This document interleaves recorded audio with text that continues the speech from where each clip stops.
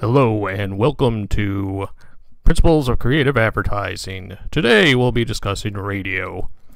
Well, if I had a voice like that, I probably would have got myself a career in radio.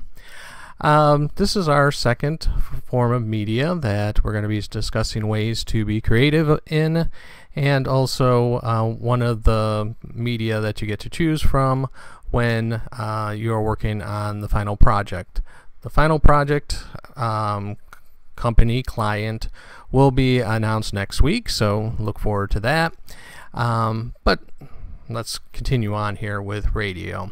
I have a little subtitle here, Theater of the Mind, kind of stole it from the textbook, but yeah, the idea behind radio is any of the visuals or anything that's going on in the ad happens inside the audience's head. It's not, something they see, it's something they hear. So part of the creative process is already going to happen with the audience. So they'll be thinking about what you are trying to influence them with by the words, sounds, music that you use. Some guidelines to writing a good creative radio ad. One, write for the ear.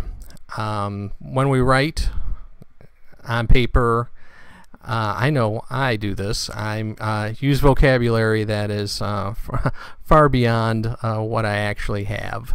I can always use as the source to look something up. I can have Microsoft Word find synonyms for me.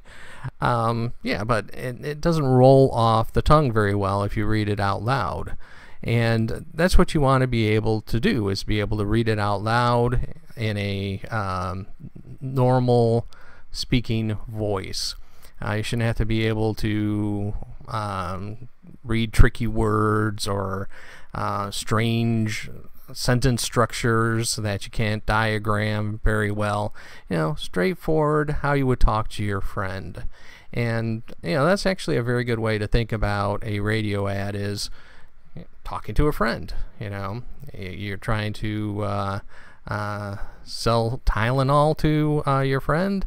It's like, if you've ever had a headache, I took Tylenol, and they come in these neat little caplets that have little drilled holes in it, so it gets into your system fast. Tylenol is great for headaches, body aches, inflammation. You take 2 pills. It's highly recommended by doctors. You should go get some Tylenol today. Yeah, just like, your regular talking to a friend sentence structure, talking to the friend voice, make it sound good for the ear. It should be simple. Like I said, complex sentences or SAT words that you use to show off to your friends, it's not necessary. Keep it straightforward, keep it simple, and well, we'll talk about some other things, but if it gets too difficult, the reader or the audience, well, it's not a reader, your listening audience will tune out. You should have something that grabs the listener's attention, and we'll talk about different ways you can do that when we talk about the different approaches to radio ads. But a smooth voice, a loud sound effect, catchy music, anything like that that'll grab the listener's attention. Oftentimes we listen to the radio in our cars or at work, and it becomes background noise. You're not actively paying attention to the ad. So you have to grab the person's attention to make them actively pay attention to what you're trying to sell them. So use sound effects. Sound effects are very good, since you're trying to create something in their minds. If you mention a car, car sounds, traffic, blinkers, beeping of the horn, revving of the engine, all those things, good car sound effects. Going back to Tylenol, that's my jar of Tylenol. Not jar, but how many came in this? A lot. 225 gel caps came in this example jar that I have next to me. You can't see it, but it's a nice bright red jar. Has a safety cap on the top, and yes, it has those rapid release holes in it.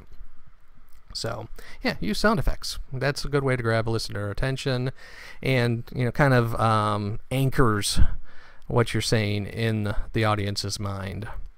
Now, you do want to avoid annoying sounds like fingernails on a chalkboard, someone scraping their teeth with their fork or something like that. You don't want to do anything negative in any ads. You want to be positive. You want to be, bright and cheerful. You don't want to annoy your potential customers.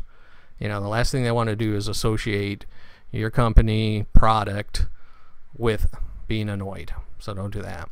When I was kind of doing that, quick little writing for the ear example of my Tylenol here, I repeated the Tylenol name, 3 or 4 times? Yeah, repeat the name of the product, the person, the group, the organization, so it sticks in the audience's mind. You say it once, you say all these great things about what you're trying to sell, but then the audience said, well, I missed the beginning part. I wonder what that was. No, repeat it over and over and over and over again. Now, in order to take that next step, with print ads, we call that contact information. It'll be a website, a phone number, an address, something like that. If you have contact information, you need to make it simple also. So one thing to do is avoid numbers. Saying, get your sample of extra strength Tylenol today, call 812-941-2381. Well, unless a person's sitting there with a piece of paper and a pencil, they're not going to get that phone number. And even if you say it 20 times, that's a difficult phone number. That's my office phone number, for those who are wondering. I said it once, and you probably have already forgotten it. Now, if you have a catchy phone number, like just dial 3s, 333-333-3333, yeah, okay, that's easy. They're going to remember it. Or 1-800-CALL-RON. That's easy. Now, they're going to have to look at their phone and figure out which letters are the C, which letters the A, which letters the L. Back when we had simpler cell phones, sending a text message, we knew which letters go with which numbers, but that's not something that you probably know off the top of your head, or if you do know it, you have to kind of think about it. It's a better way to go because people will remember the number, or in this case the letters, but just random numbers, you're going nowhere with that. Unless you make a jingle out of it. So, but we'll talk about jingles in a little bit, like now. All right, these are the different approaches to radio ads. And for your homework assignment, you're going to write 2 different ads. And these are the approaches I want you to take. So you may do one ad in one voice, and then do the second ad in sound device. Whatever you choose, try to use 2 different approaches so you get familiar with it, see if you like it, see if that's something that you may want to use on your final product or project, and see which ones fit the best.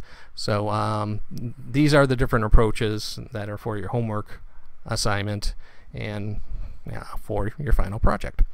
One voice is basically what I did for the Tylenol ad.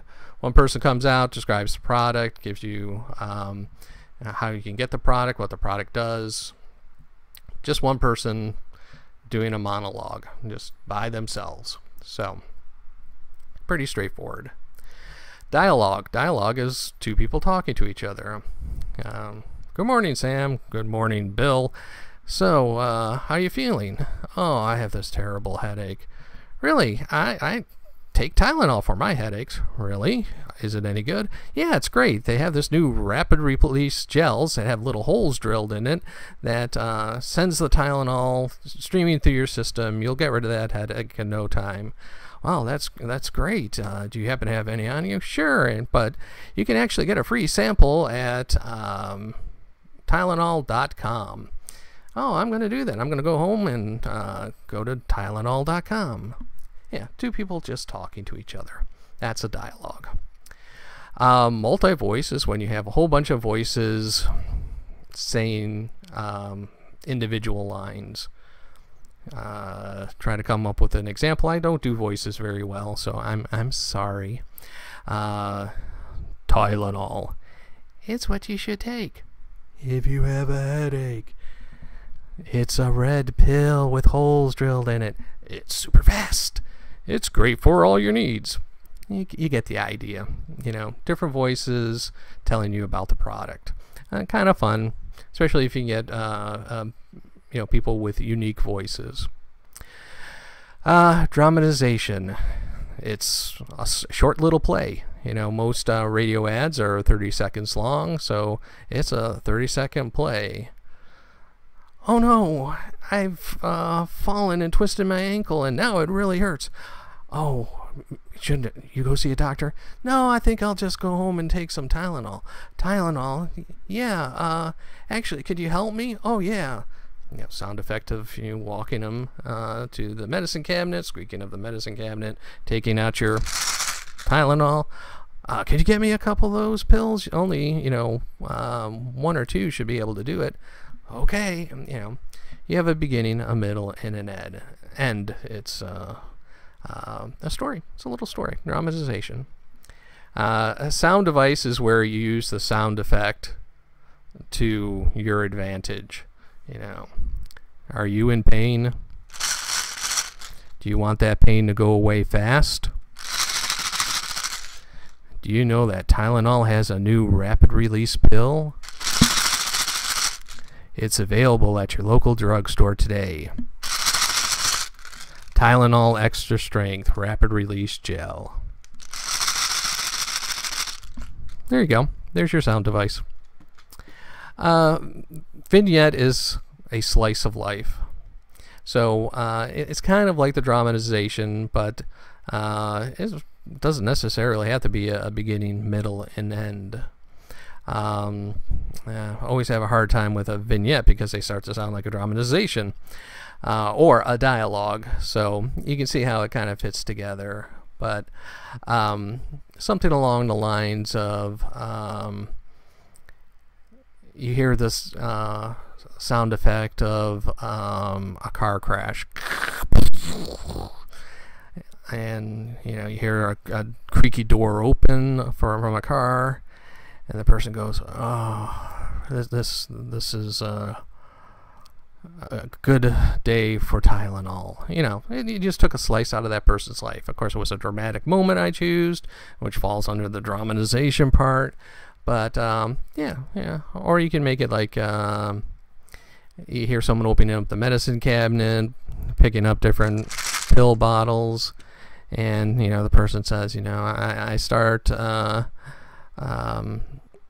Well, not start. I guess some people start their day with Tylenol, but after a good workout, I like to take a couple of Tylenols to beat the pain, and then you have a sound effect of them drinking some water, and it's the best way for me to know that I'll be not sore tomorrow and able to exercise again. So Tylenol, you get the idea. So a little slice of life. Interviews for the journalism majors. Yeah, you ask questions to the person answers back. So I'll try to do a reporter voice, which should be my voice. I was a reporter once, right? Hello, sir. What do you take for pain? Well, I take Tylenol Extra Strength. What do you like about Tylenol Extra Strength? Well, with its new rapid release caplets, it gets to my pain fast. Is it effective? Yes, it's very effective. I only have to take one pill and I'm feeling fine. Where can you get Tylenol? I just get it at the corner drugstore. Is there any place else I can try to find it? Well, I've heard that there's a free sample at Tylenol.com. Well, thank you very much for your, you don't have to do the thank you very much, but the idea is the person asks questions about the product, the other person gives you the answers about the product. It's pretty straightforward. All right, finally, jingles. Jingles are songs. Would I expect you to write a little song for the company or product that we're going to do the final project on? Students have done that. The examples that I gave at the beginning of the class, yeah, write a jingle. The trick with writing jingles, catchy, 30 seconds long. Some people like Barry Manilow made a whole career out of it. So I think he did Plop Plop Fizz Fizz for, well, see, I forgot the product there. Little tablets for headaches. Alka-Seltzer, there we go.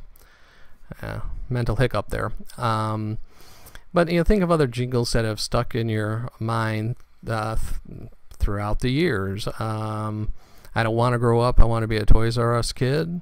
Yeah, it sticks in your mind. Let's save another one. And I don't mean like the little tagline jingles like McDonald's, da-da-da-da-da. That's kind of a different thing. It's not 30 seconds long. It's, just their iconic sound to it. It is almost like a logo, audible logo for the company. Jingles, Times of Your Life by Paul Anka for Kodak. Kodak used to be a photography company. It's just songs that 30 seconds long, stick with you, you're humming it throughout the day, and then the next time you find yourself wanting to buy headache medicine, the Tylenol jingle is in there for you. So that's our lecture on different radio ads, how to create creative radio ads. How to be creative. Well, we've talked about that earlier in the semester. Try it out with the homework assignment. I think it's an interesting product to try to sell. It's the Taco Bell Pirata, and that's how you spell it. That's how you say it. You spell it Pirata. I know it's like pirata, but it's Spanish for pirate. And what the Taco Bell Pirata is, it's a flour tortilla, beans, cheese, and steak fajita. It's an actual product from a different taco place. There's a taco place called Taco Palenque in South Texas, and their pirata is delicious. And those who are near Taco Palenque's claim it's a great hangover remedy. So but you can have fun with it. You can have the Taco Bell angle, you can have the pirate angle, you can have whatever angle you want to take one of these approaches. And also Taco Bell is one of those companies that like to use new products to try to lure you back to Taco Bell. Actually, all the Yum companies do that. So they'll have a new product, which is just rearranging the taco meat, beans, cheese in a different order, and it lures you in. You try the new product, you get your standbys, and then you remember why you don't go to Taco Bell, and then you forget about it, and a couple months later they got a new product and you keep going back, and it's highly effective. I mean, how many different ways does Pizza Hut have to redesign the pizza? Right now, they're doing the Detroit-style pizza, where the sauce is on top. That's not truly Detroit-style pizza, but, they took their ingredients, crust, sauce, cheese, toppings, rearranged them in a different way, and, get you to order from Pizza Hut one more time. And, if you like it, hey, you keep ordering it. If you don't like it, you forget about it until they have a new way of rearranging those same ingredients. So have fun with that, and I look forward to seeing your projects.